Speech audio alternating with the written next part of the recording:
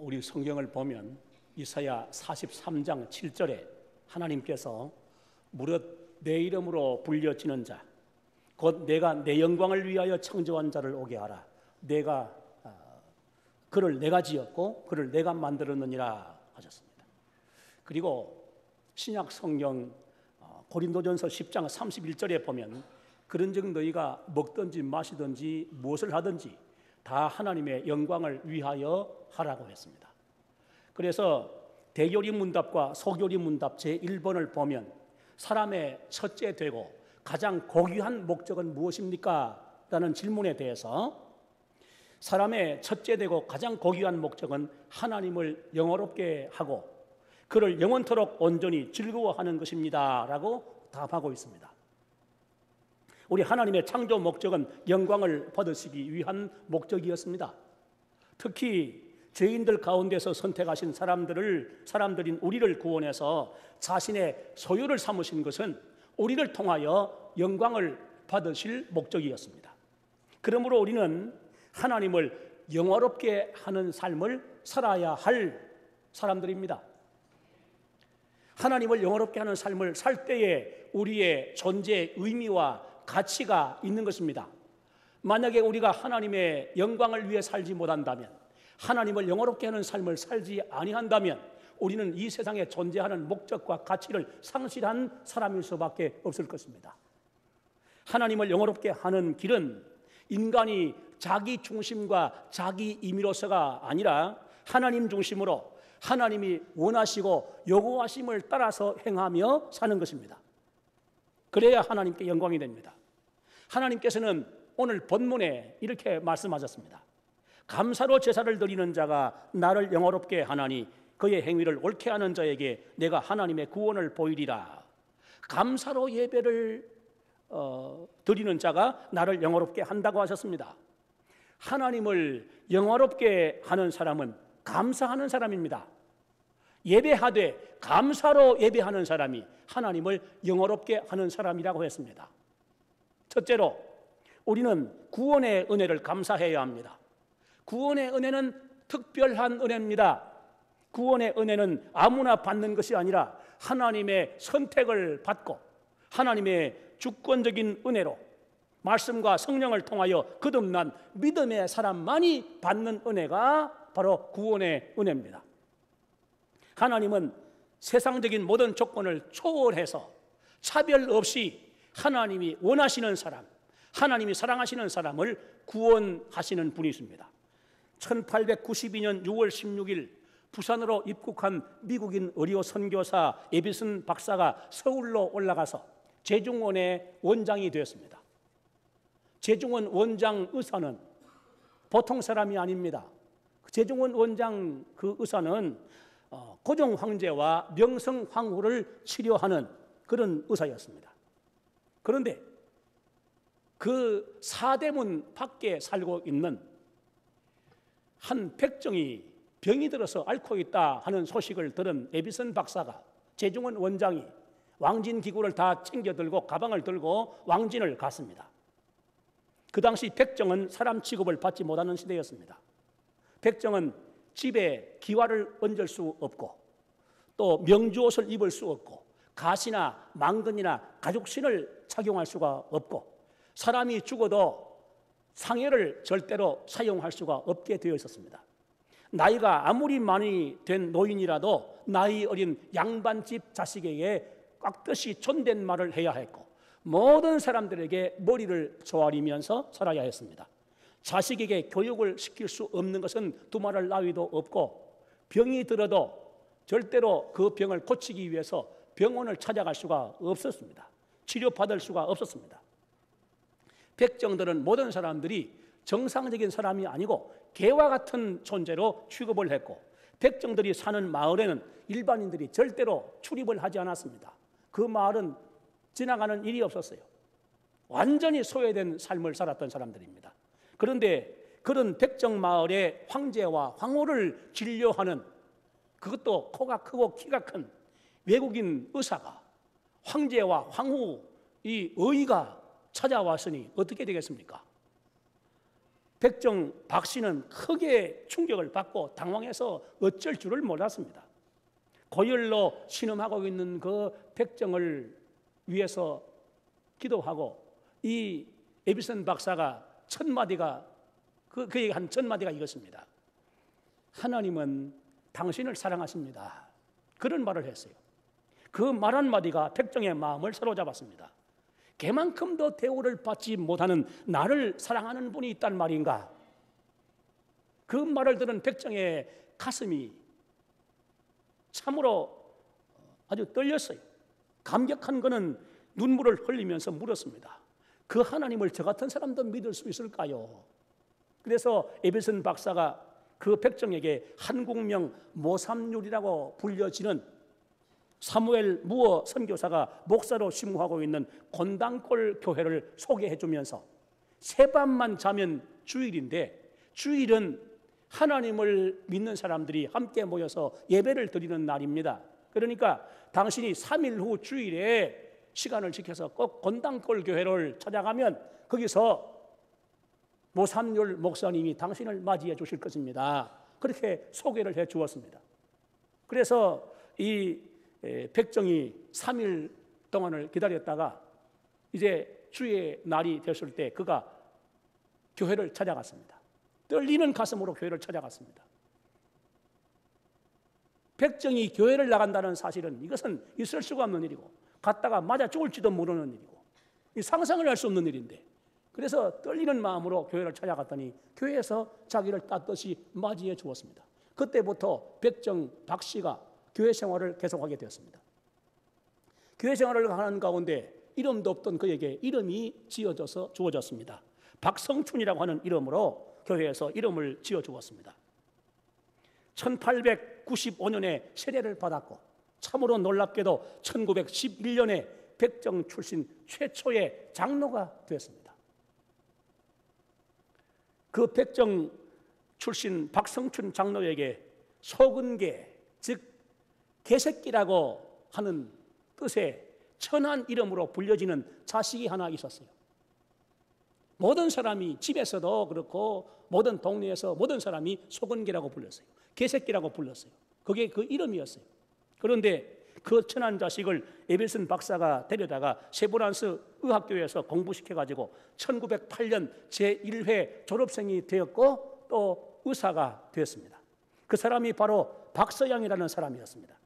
의사 박서양은 외과에서 근무하면서 해부학을 가르쳤고 또 세브란스 간호원 양성소 교수로 활동을 했습니다. 1918년에는 그가 우리 한국을 떠나서 저 만주 용정으로 가가지고 거기서 구세의원 병원을 설립을 하고 또 교회도 개척을 하고 세워서 그 교회의 장로로 봉사를 했습니다. 3.1 운동 당시에는 그 만주에서 대한국민회의에 가담해가지고 독립운동을 했고 그가 세상을 떠난 후였지만은 2008년 대한민국 건국장이 그에게 포장되었습니다.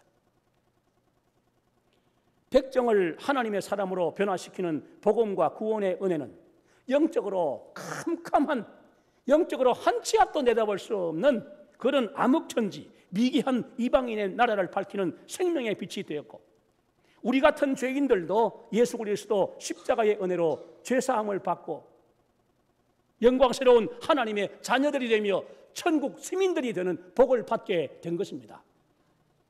여러분, 이 땅에 복음이 들어와서 이 땅에 하나님의 구원의 그 은혜가 흘러들어와서 그토록 미개한 시대, 미개한 사회, 미개한 사람들이 하나님의 자녀가 되는 영광을 얻고 그의 자손들로 살아가는 우리들이 예수 그리스도의 십자가의 보혈로 죄사함 받고 하나님의 구원의 은혜 가운데서 천국의 생명책에 이름이 기록된 영광스러운 주인공들로 살아가게 된 사실이 얼마나 감사한 일입니까? 독일 뉘렌베르크에 한 학교가 있는데 그 학교에 나이 어린 아이들이 다니는 학교였어요. 그 학교에 하루는 나의 생애에서 가장 아름다운 날이라고 하는 그런 제목으로 글을 짓게 했는데 그 글짓기를 해서 아이들이 다 나의 생애의 가장 아름다운 날 제목으로 글을 써냈습니다. 그런데 그 글 써낸 가운데서 참 특이한 글이 있었는데 10살가량 된 창백한 얼굴을 한 그 여자아이가 쓴 글입니다. 나의 생애에 있어서 가장 아름다운 날은 1947년 2월 17일입니다. 왜냐하면 그날은 나의 오빠가 죽은 날이고 나의 오빠에게만 있던 신발과 속내일을 내가 물려받았기 때문입니다. 그런 글을 썼어요. 오빠가 죽은 날이라고 한다면 가장 슬픈 날이겠지만 그 소녀에게 있어서는 아직까지 나이가 어리고 철이 없는 그 소녀에게 있어서는 오빠가 죽은 슬픔 그것이 문제가 아니고 오빠만 있고 자기에게 없던 신발과 오빠가 입고 있는 속내일을 물려받은 그것이 너무도 기쁘고 너무도 아름다운 그런 일이었다는 것입니다. 참 어리고 철없는 아이의 고백이다 할지 모르지만 여러분 생각해 보십시오. 우리 모두가 다 마찬가지 아닙니까? 우리가 다 그런 사람들입니다. 우리가 하나님 앞에 감사하는 것은 가장 위대한 가장 전제가 되는 큰 감사가 무엇입니까? 하나님의 구원의 은혜에 대한 감사합니다. 하나님의 구원의 은혜에 대한 감사가 무엇입니까? 예수 그리스도의 십자가의 죽음을 통하여 얻은 구원의 은혜 아닙니까? 우리가 하나님 앞에 일평생 날마다 때마다 감사하는 것, 그것은 그 이면에 예수님의 죽으심이 있었기 때문에 구원의 은혜가 우리에게 주어졌어요. 예수님의 죽으심을 감사하는 일입니다. 이것은 이 감사는 예사로운 감사가 아닙니다. 이 감사는 엄숙한 감사이고 이 감사는 모든 일반적인 감사를 뛰어넘는 위대한 감사인 것입니다. 참 어찌 생각하면 가슴 아픈 일입니다마는 예수님이 우리를 위해서 돌아가셔야 할 만큼 우리는 죄 많은 사람들이었고 우리의 모든 죄가 예수님께 다 전가되어지고 예수님이 우리의 모든 죄를 다 전가받아서 십자가에 돌아가심으로써 우리에게 구원의 은혜가 전가되었으니 이것이 슬픈 일입니까? 기쁜 일입니까? 그러나 우리는 받은 구원의 이 은혜에 대하여 하나님 앞에 감사의 삶을 살아갑니다. 만약에 이 은혜를 가지고 감사할 줄 모른다면 결코 신자일 수가 없을 것이고 결코 교회일 수가 없을 것입니다. 생명을 버려서 주신 구원의 은혜를 가지고도 감사할 줄 모른다면 이것이 어떻게 구원받은 사람의 인격이며 구원받은 사람의 삶일 수가 있겠습니까? 우리는 세상 모든 사람들이 다 받는 것이 아닌 구원의 은혜, 우리보다 더 탁월하고 유능한 사람들도 받지 못한 구원의 위대한 은혜를 받은 주인공들입니다. 여러분은 이 특별한 은혜, 이 위대한 구원의 은혜를 무한히 일평생 감사하는 삶을 살아가는 성도들이 되시고 감사로 예배하는 삶을 살아가는 감사의 예배자들이 되시기를 바랍니다. 둘째로, 이제 우리 둘째 대지를 말씀드리기 전에 찬송 한 절 부르고 시작하십시다.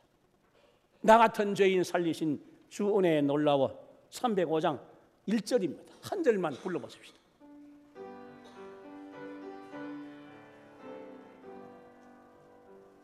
나 같은 죄인 살리신 주 은혜 놀라워 잃었던 생명 찾았고 공명을 얻었네. 여러분, 우리 자신 같은 죄인들을 구원하신 하나님의 예수 그리스도의 생명을 희생시켜서 주신 구원의 이 위대한 은혜 언제나 가슴 속에 간직하고 일평생 감사하면서 살아가는 감사의 예배자들이 되시기를 바랍니다. 둘째로는 우리는 생활의 은혜를 감사해야 합니다. 하나님께서는 이스라엘 모든 사람들에게 3대 절기를 지키라고 명령하셨습니다. 그런데 그 3대 절기 가운데 하나가 77절이었습니다. 77절이라고 하는 이 절기는 매추절 또는 초실절, 오순절 그렇게도 불려지는 절기였습니다. 이 절기가 어떤 절기냐 하면 밀수확의 첫 열매를 하나님 앞에 드리는 그런 절기였는데 사실은 처음 보리를 벨 때부터 시작해가지고 밀수확을 마치는 기간 총 7주입니다. 그 7주가 다 포함되는 이 절기입니다. 그런데 7주기 때문에 날짜로 본다면 한 주가 7일이고 7주면 7, 7이 49, 그 다음 날이 바로 50일째지요. 그래서 77절 또는 오순절 그렇게 불렀는데 그날이 바로 맥추절입니다. 맥추절에는 하나님께서 주신 복을 마음속에 생각하고 그 복을 헤아리면서 힘껏 자원하는 예물을 드리고 모든 사람과 더불어 기뻐하며 즐거워하되 애굽에서 종으로 살다가 구원받은 은혜를 기억하면서 이 맥추절을 지켰습니다. 여러분, 생활의 은혜라고 하는 것은 일반적인 은혜입니다. 신자, 비신자를 막론하고 함께 누리는 하나님의 은총입니다. 신자에게만 하나님이 일반 은총을 주시는 것은 아닙니다. 특별 은총은, 특별 은혜는, 구원의 은혜는 우리 신자들에게만 주시는 은혜지만은 일반 은혜, 일반 은총은 또는 자연 은총은 모든 사람에게 하나님이 차별해서 주시는 은총인 것입니다. 자연과 물질의 모든 은총이 그것입니다. 그러나 일반 은총을 주시는 그 주인공이, 일반 은총을 주시는 시혜자가 하나님이신 줄을 알고 하나님께 감사하는 것은 구원의 특별 은혜를 받은 사람들만 하게 됩니다. 진정한 의미에서 비신자들은 물론이고 이정교 신자들은 이 일반 은총에 대해서 감사하는 삶을 살지 않습니다. 고대 그리스 로마의 종교에 있어서 또 그 신앙에 있어서 감사라는 것은 없었습니다. 현존하는 모든 종교들도 진정한 감사는 없습니다. 일방적이고 이기적인 소원 성취나 또 어떤 목적을 위한 기복적 수단은 될지언정 은총의 시혜자가 누구인지를 바로 알고 그분에게 감사하는, 일반 은총을 감사하는 종교는 이 세상에 아무것도 존재하지 않습니다. 중국과 일본, 동남아를 가보면 그 어느 나라나 다 공통적인 게 있습니다. 수많은 사람들이 사원에 모여들어서 불을 붙인 향을 두 손으로 한 묶음씩 이렇게 잡아들고 계속해서 절을 하고 있는 것을 보게 됩니다. 그 사람들이 향 묶음을 두 손으로 모아들고 그렇게 절을 하고 있는 이유가 무엇이냐? 그것은 일방적으로 소원을 빌고 복을 비는 이기적인 기복 행위들일 뿐이지 그들의 마음속에 구체적인 대상을 향하여 감사하는 그런 개념은 전혀 존재하지 않습니다. 우리나라 사람들도 다르지 않습니다. 토속 신앙의 행위들이 모두가 기복적인 행위들일 뿐이지 그 신앙의 대상들조차 비인격적인 것들이거나 아니면 불분명한 것들입니다. 여러분, 그러나 우리 기독교는 그런 인간의 이기적인 목적과 소원 성취나 비는 기복주의 종교가 결단코 아닙니다. 기독교인들 가운데서 기복주의자들이 있어요. 기복적인 신앙을 가지고 살아가는 사람들이 있어요. 잘못된 신앙이고 잘못된 신자들입니다. 기독교는 기복주의 종교가 아닙니다. 그런 유치하고 저속한 종교가 아닙니다. 우리는 천지와 만물을 지으시고 인간의 생사화복을 주관하시는 전능하신 하나님, 이미 예수 그리스도의 십자가를 통하여 우리를 구원하셨고 천국 시민으로 삼아주셨으며 날마다 생명의 길로 인도해 주시는 만복의 근원이신 하나님께 대하여 감사와 찬양과 영광을 돌려드리는 사람들이 바로 우리들인 것입니다.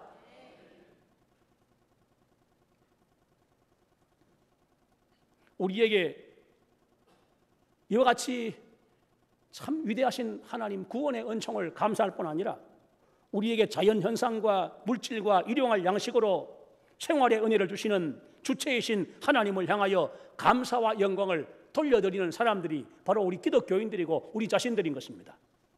시편 136편 35절에 보면 25절에 보면 모든 육체에게 먹을 것을 주신 이에게 감사하라 그랬어요.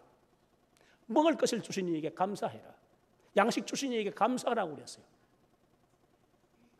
그리고 마태복음 6장 11절에 보면 예수님께서 가르치신 주기도 그 내용 중에 우리에게 일용할 양식을 주시기를 구하라 하는 말씀이 나옵니다.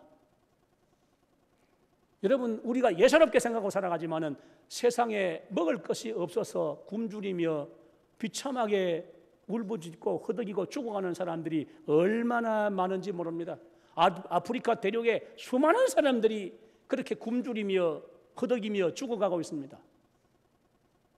아시아 대륙 안에 수많은 나라들이, 수많은 사람들이 먹을 것이 없어서 허덕이며 굶주리며 울부짖고 죽어가고 있습니다.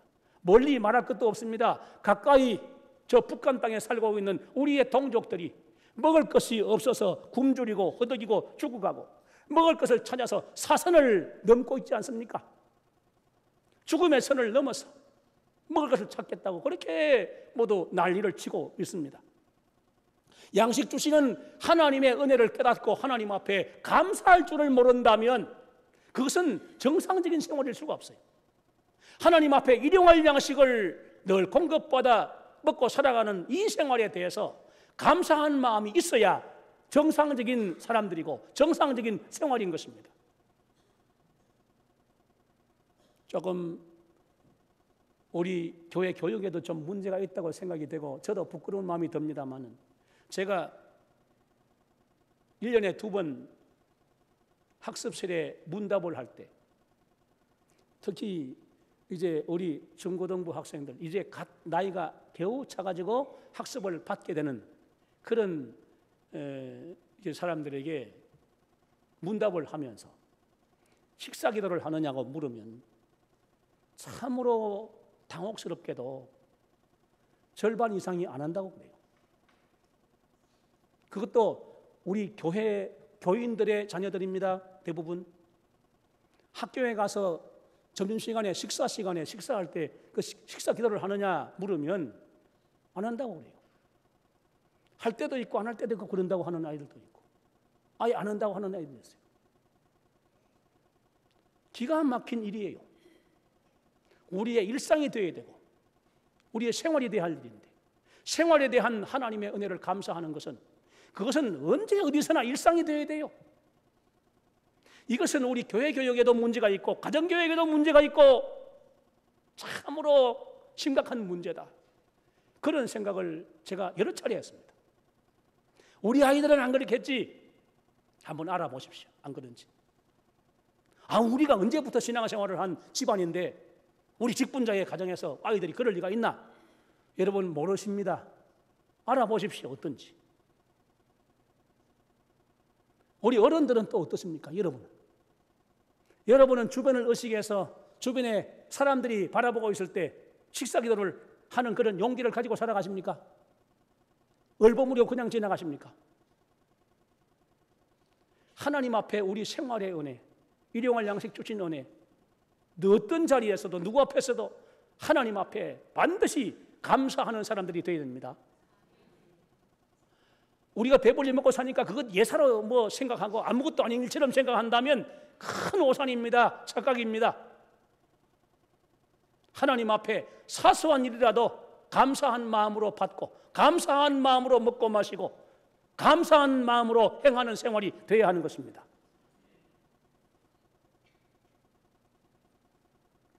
여러분은 자신을 배불리 먹고 살게 하시는 하나님 아버지의 은혜를 감사하시고 혹시 어떤 특별한 목적이 있고 특별한 소원이 있어서 하나님 앞에 기도할지라도 모든 일에 구할 것을 감사함으로 아뢰는 기도의 삶을 살아가는 성도들이 되시기를 바랍니다.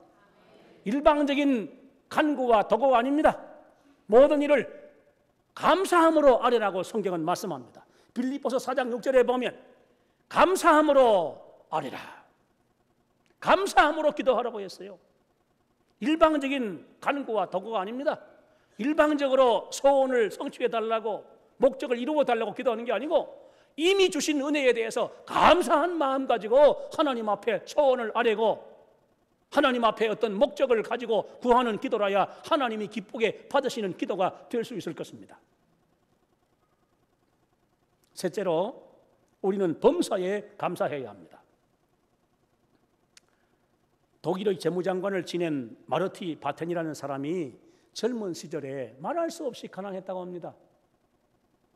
정말 젊은 청년으로서 너무너무 가난해서 참 힘들고 어려운 삶을 살았는데 한 번은 어디 출타를 했다가 먼 지방에 가서 돈이 없어가지고 싸구려 여관에서 하룻밤을 잤는데 잠을 자고 아침에 깨어보니까 구두가 없어지고 말았어요. 그래서 화가 난 이 마르티가 세상에 어떤 놈이 내 신발을 도둑질해 갔느냐고 막 욕을 하면서 하나님도 무심하시지, 나 같은 사람의 신발을 훔쳐가도록 놔두시다니 하나님이 이럴 수가 있느냐고 하나님을 막 원망을 했습니다. 마침 그날이 주일이었는데 그 여관 주인이 이 사람을 불러가지고 내가 신발을 빌려줄 테니까 같이 교회를 갑시다 하면서 창고에서 헌 신발 하나를 꺼내가지고 빌려주었어요. 그래서 이 청년이 마지못해서 교회로 따라갔습니다. 교회에 가서 예배실에 들어갔는데 바로 옆자리에 보니까 두 다리가 없는 사람이 앉아있는 것을 보았습니다.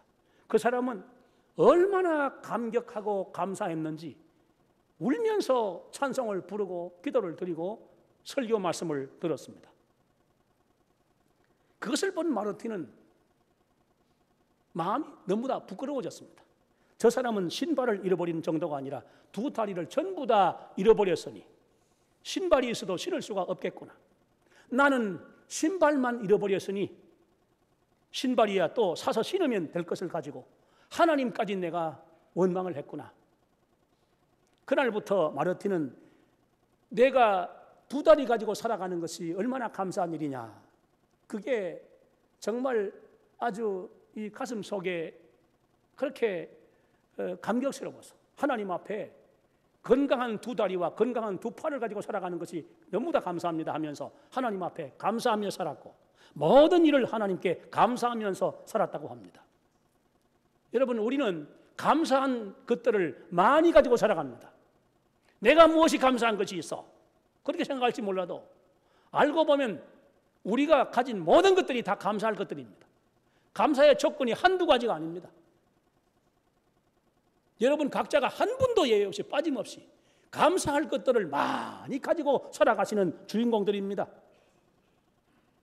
더구나 우리 성경을 보면 데살로니가전서 5장 18절에 이렇게 말씀합니다. 범사에 감사하라. 이것이 그리스도 예수 안에서 너희를 향하신 하나님의 뜻이니라. 모든 일에 감사하라는 것입니다. 무슨 일이나 감사하라는 것입니다. 그것이 그리스도 예수 안에서 너희를 향하신 하나님의 뜻이다. 그러니 감사하지 않을 수가 없는 것이지요. 이 말씀을 보면 우리는 형통하고 성공하고 기쁘고 행복한 일이 있을 때 그것을 하나님의 은혜로 알고 감사하는 것은 그건 지당한 일이고 당연한 일이고 그건 반드시 있어야 할 일입니다만은, 그러나 그뿐만 아니라 내 뜻대로 되지 않고 실패하고 슬프고 불행한 일이 있다 할지라도 그런 가운데서도 감사할 줄을 알아야 할 사람들이 바로 우리 자신들입니다. 왜냐하면 세상에는 자신이 어떤 어려움을 당한다 할지라도 자신보다 더욱 크게 어려움을 당하고 더욱 크게 실패하고 더욱 크게 슬픈 일을 당하고 더욱 크게 불행한 일을 당한 사람들이 얼마든지 많이 있을 뿐만 아니라 무엇을 상실했다 할지라도 무엇을 잃었다 할지라도 이런 것이 아무리 크다 할지라도 남은 것이 아직도 많이 있기 때문이고, 또 우리를 사랑하시고 위하시는 하나님의 섭리가 있으시며 우리 자신이 알지 못하는 하나님의 특별한 뜻이 따로 있을 것이기 때문인 것입니다. 그러므로 우리는 하나님 앞에 범사에 감사해야 하는 것입니다. 우리 모두 하나님의 은혜에 대해서 불평하고 원망하는 그런 일이 있어서는 안 됩니다. 절대로 우리가 하나님께 대해서 불평하고 원망하는 마음을 가지고 살아가면 우리 하나님 앞에 참 크게 잘못된 사람이 아닐 수가 없습니다. 우리는 실상 감사해야 할 일들이 많이 있음에도 불구하고 그 감사한 일을 깨닫지 못하며 발견하지 못하는 때가 참 많아요. 그래서 감사 없이 살아가게 되는데요, 불평과 원망 가운데 살아가게 되는데요, 감사 없이 사는 일이나 불평하고 원망하며 사는 일은 반드시 사람에게 습관이 되게 되어 있습니다. 그런 습관이 되면요, 그걸 스스로 고칠 수가 없습니다. 감사하지 않는 습관은 평생 못 고치고, 불평하며 원망하는 습관은 평생 못 고쳐서 일평생 감사 없이 살고 불평과 원망 가운데 살아가게 됩니다. 그렇게 살다가 결국 그 생애를 마치게 되는 것입니다. 신앙과 인격의 질이 낮고 수준이 낮은 사람인 것입니다. 감사하는 일 마찬가지입니다. 감사하는 일은 습관이 됩니다. 그런 사람은 큰 일에도 감사하고 작은 일에도 감사하고 남들이 이해하지 못하는 일에도 감사하고 감사할 것이 전혀 아닌 것 같은 일을 놓고도 그 사람은 하나님 앞에 감사합니다. 신앙과 인격의 질이 높고 수준이 높은 사람입니다. 그 범사에 감사하는 것이 우리를 향하신 하나님의 뜻이라고 했으니 우리 모두 모든 일에 대해서 하나님 앞에 감사하면서 살아가기를 힘쓰는 성도들이 되십시다.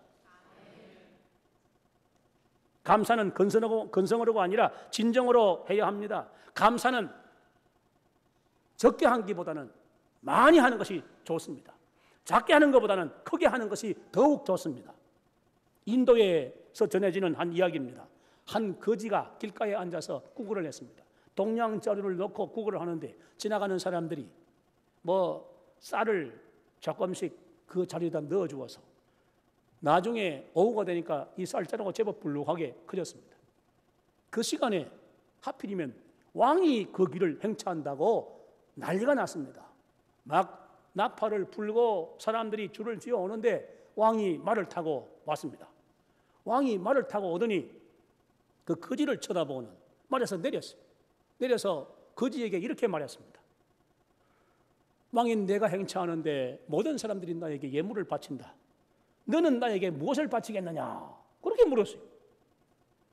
거지가 생각하니까 참 야속하기 짝이 없고, 세상에 왕이라는 사람이 거지 나한테까지 뭘 받으려고 하다니 이럴 수가 있나? 아주 괘씸한 생각이 들었어요. 내색은 못하고 할 수 없이 자루를 벌려가지고 손을 집어넣고 그 수북한 쌀자루 가운데 손을 집어넣고 딱 쌀 한 톨을 딱 끄집어내가지고 왕의 손에다가 이렇게 얹어줬어요. 왕이 그 쌀 한 톨을 보고 딱 봤더니 그거를 주머니에 집어넣었어요. 세상에 저걸 다 받아가는구나. 그래 왕이 그걸 봤더니 다시 그 거지에게 다가와가지고 쌀자루를 들여다봤어요. 쌀자루 보니까 쌀이 수북하게 들어있거든.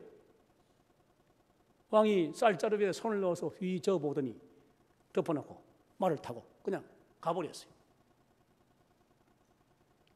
왕이 지나가고 나서 이 거지 마음속에 왕이 미운 생각이 들었어요. 참 형편없는 저질왕이다. 어떻게 동냥하는 거지 동냥자루에서 쌀 한 톨을 뺏어가다니 이럴 수가 있나. 그래서 막 원망하려고 투덜거리고 욕을 하고 그랬어요. 해질 무렵이 돼가지고 이제는 동냥하는 일을 마감하고 쌀자루를 잡고 이제 자기 거처로 가가지고 쌀자루를 갖다가 열고 가만히 들여다봤어요.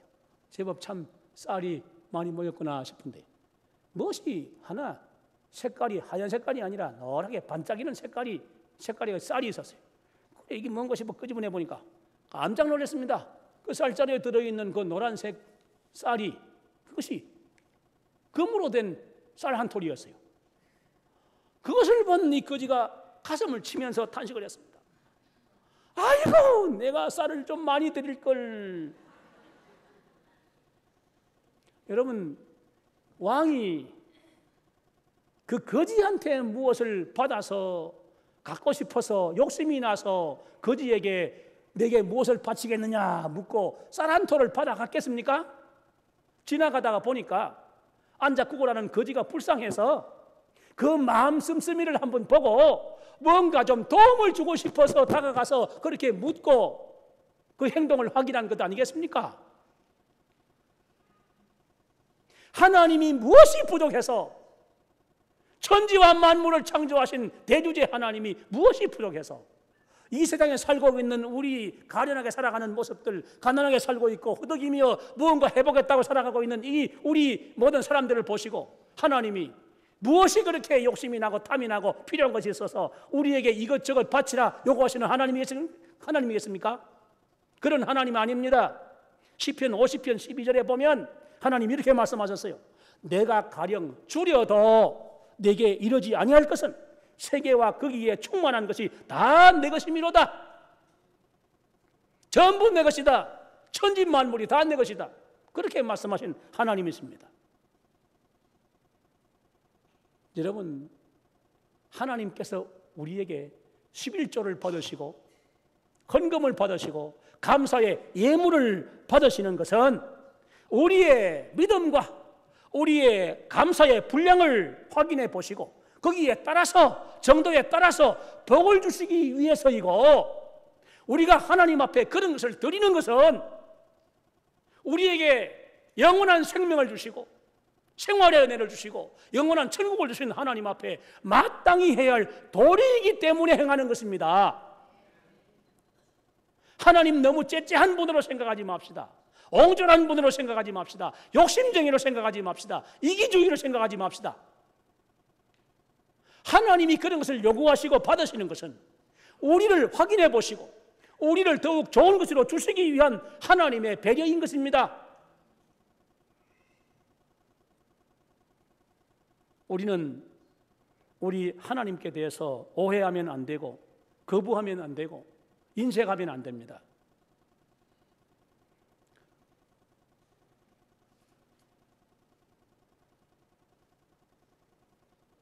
여러분은 범사에 감사하는 삶을 살아가시고 감사의 분량을 확대하는 삶을 살아가는 성도들이 되시기를 바랍니다.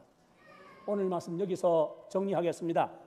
감사가 없는 종교는 외식의 종교이고 감사가 없는 신앙은 외식의 신앙이고 감사가 없는 사람은 외식의 사람입니다. 감사가 없이 살아가는 것은 빈껍데기 신앙생활이고 감사가 없이 살아가는 사람은 인간다움을 상실한 사람입니다. 인간다움도 감사하는 데 있고 신자다움도 감사하는 데 있는 것입니다. 동물과 인간의 다른 점이 무엇입니까? 여러 가지가 있겠지만 그 가운데 중요한 한 가지는 감사의 유무입니다. 사람은 반드시 감사할 줄을 알아야 됩니다. 그래야 사람다운 사람이에요. 신자는 감사할 줄을 알아야 합니다. 그래야 신자다운 신자인 것입니다. 하나님을 영화롭게 하는 것은 예배하는 행위 그 자체에 있는 것이 아니라 감사로 예배하는 데 있다고 하나님이 말씀하셨습니다. 예배가 예배되게 하는 것은 그 예배에 깃든 감사인 것입니다.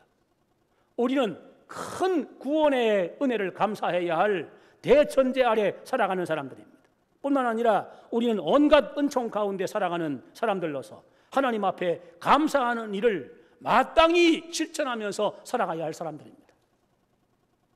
특별 은총 가운데 살아가는 우리에게 온갖 자연 은총을 베풀어 주시고 일용할 양식을 공급해 주시며 불행과 파멸로부터 우리 영혼을 지키시고 우리의 일상을 보호해 주신 하나님의 은혜가 얼마나 크고 얼마나 위대한 것인가 우리 깊이 생각하고 깨닫고 발견하고 하나님 앞에 마땅히 감사하지 않으면 안 될 것입니다.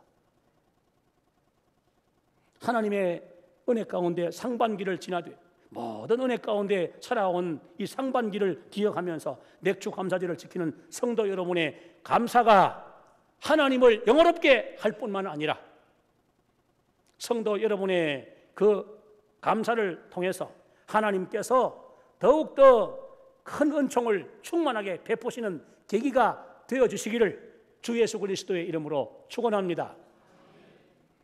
하나님께서 먼저 위대한 은혜를 주셨기 때문에 우리는 사소한 것이라도 하나님 앞에 감사의 표시를 하는 것뿐이지 우리가 감사하기 때문에 하나님이 그 대가로 은총을 주시는 것은 결단코 아닙니다. 우리는 하나님의 갚을 수 없는 위대한 은혜에 대해서 1만 달란트 빚진 것 같은 그런 하나님의 은혜에 대해서 지극히 작은 한 부분이지만 그것을 인정하고 감사하는 마음의 표시로 하나님 앞에 예물을 드리는 것입니다. 그러나 하나님은 이런 일을 기뻐하셔서 영화를 받으시고 영광을 받으시며 여러분들에게 더욱더 크신 은총을 베풀어 주실 것입니다. 오늘 이 맥주 감사절이 맥주 감사주일이 하나님께 영광이 될 뿐 아니라 여러분 각자에게 여러분 가정들에게 우리 온 교회 위에 하나님의 은혜가 더욱더 크게 임하는 복된 주일이 되어지기를 바랍니다. 우리 함께 잠시 한번 묵상으로 기도하겠습니다. 조용히 한번 우리 하나님의 은혜를 생각하면서 한 해 상반기를 살아온 이 기간 동안에 하나님이 우리 영혼을 지키시고 우리 일상을 지켜주시고 우리에게 일용할 양식을 주시고 우리의 삶의 환경과 범사를 보호해 주신 모든 일들을 한번 마음속에 생각하면서 하나님 앞에 참으로 감사를 느끼고 하나님 앞에 감사를 표현할 수 있는 우리 자신이 될 수 있기를 우리 마음속으로 생각하면서 잠시 한번 묵상으로 기도하겠습니다.